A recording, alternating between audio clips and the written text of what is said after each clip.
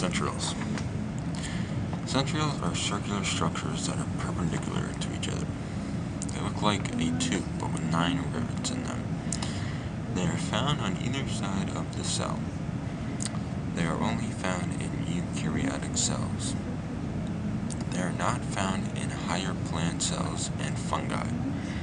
The walls of a centriole are composed of 9 triplets of microtubulars. What they do is when a cell is going to go through asexual reproduction, one centriole goes to one side and one goes to the other. Asexual reproduction is when the cell basically doubles itself. This process is also known as mitosis. Mitosis is when it only needs one parent to double itself. It doesn't need 2 parents like humans.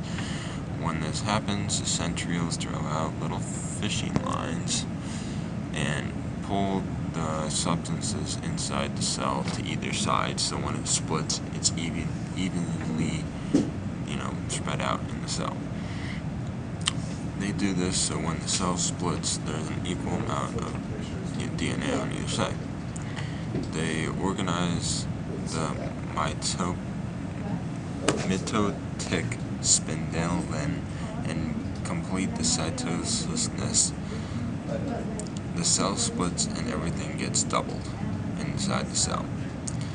Centriole failure has been linked to Meckler-Gruber syndrome, where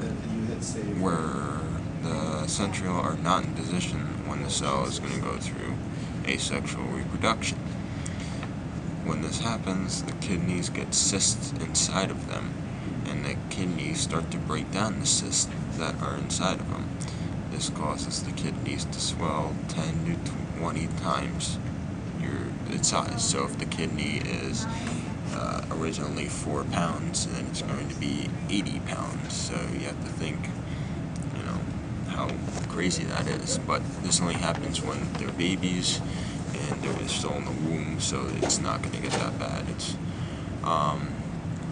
also common in syndrome is short limbs. So when the child is born, the limbs are shorter, and that's usually one of the ways that it is identified. Or also they have weird growths on the babies from the cysts expanding and things like that happening.